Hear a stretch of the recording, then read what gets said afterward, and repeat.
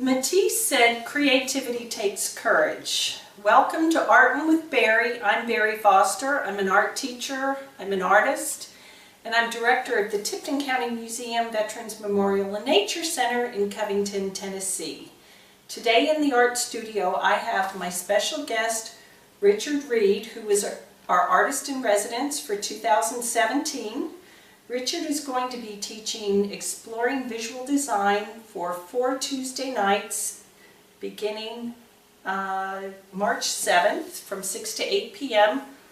Welcome, Richard. Tell us what you've got going on today and tell us a little bit about what you're going to be teaching in that class.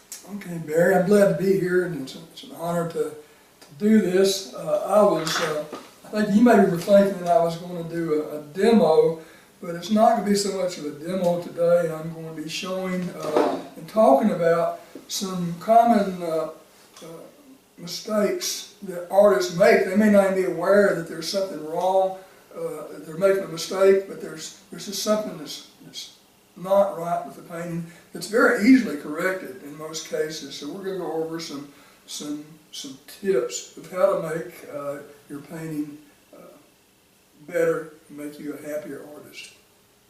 I'd like to point out, I teach my students, I learned this from Fred Rawlinson and I found it to be true.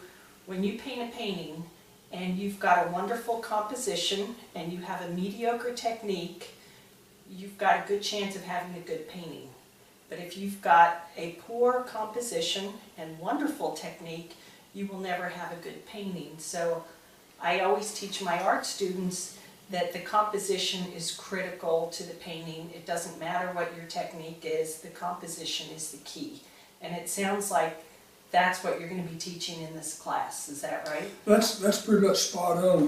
Going to be talking about elements and principles of design. You know, there are art rules, not to say that the rules cannot be bent or broken at times, but there are some standard rules that we'll be going over and covering. Well, good. Are you ready to get started? I'm as ready as I'm going to be, Barrie. Oh, good. Okay. So anyway, I've got my high-tech equipment here this morning. The first thing I'd like to point out is that every painting or every drawing needs to have a focal point, and a focal point in a painting is actually something that will draw your eye to it, where you're just not looking all over the canvas. And like in this particular landscape, which basically is made up of 3 parts. There's the foreground and middle ground and the background. The focal point is going to be this dark band across the middle. It will draw your eye to that. So this would be the focal point in this particular painting. That's beautiful. Now that's painted on, I don't know if you all can see it or not, that's a solid piece of wood, and is that an acrylic, Richard? It is acrylic. Okay. It is acrylic. Okay. So this is, again, another acrylic painting, another same size piece of wood, and the focal point is very subdued. In this painting, the focal point is actually the little line that defines possibly a tree line or something in the distance. And finally, another similar painting, and I think you should be able to be getting the idea now. The focal point in this case, it stands out, sort of jumps out to the viewer. And so those are focal points. It doesn't have to be in a landscape. It can be in any kind of particular painting. In the painting that's on the easel, the focal point would be this, again, which could be a tree line, it could be a mountain line, it could be the blue of the sky underneath the sort of sandy, stormy sky that's in the painting. While you're focused on this particular painting, it's a good time to talk about that there are there are problems that you can have in a painting. There's a difference between this painting and these three paintings, and the difference is, you'll notice the horizon line is directly in the middle of the canvas, and somewhere someone came up with the observation that it sort of makes a painting look awkward. You're really not supposed to divide a painting in half. You're not supposed to divide it vertically in half. You're not supposed to divide it horizontally in half. So, as I was saying, one of the simple you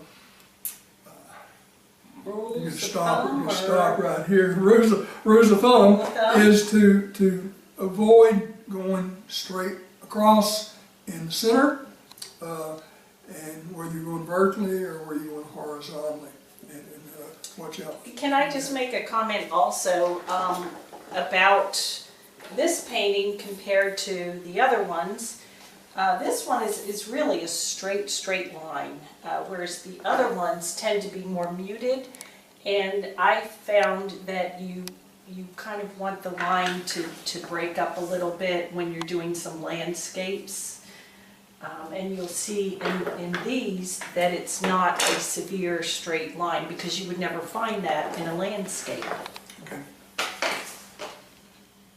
We're going to come back to this painting. There is a second issue with it, but I want to go ahead and flip the page for. Okay. Every painting needs to have variety. And so that variety can be in color, it can be in texture, it can be in shape. There are various elements of art that exist, and so you don't want to ignore the fact that it needs to have variety in a particular painting. And every painting needs to have the elements of art, which would be like shape and texture and color, to work together. And so if you can bring those elements together in a painting and work for unity in that particular painting, that would be a goal that you would be looking for to achieve. And so in most of these paintings, this one would be the best example, the easiest one to see.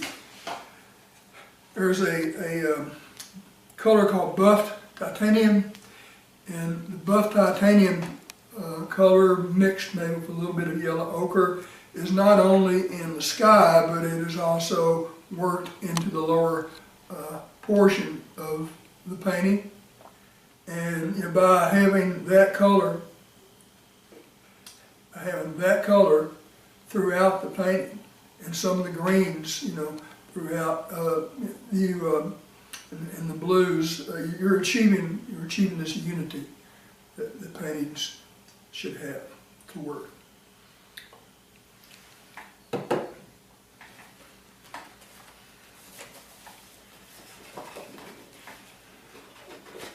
Little sketch that I made. One of the rules is to, when you're doing elements, to avoid having even numbers. So you really want to avoid having 2 of something, or 4, or 6, or 8. You want to go with the odd numbers. And the reason behind that, the thought behind that, is like in these chickens, your eye tends to focus on a pair. So you got a pair on one side and a pair on the other, and if you're, one eye's looking one way and one eye's looking the other way, it's really hard to come up with a focal point in that particular composition.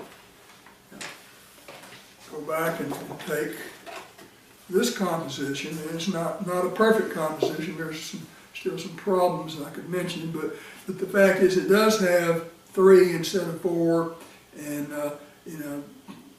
your eye most likely will be drawn to the middle chicken, and at least you have a focal point that's determined.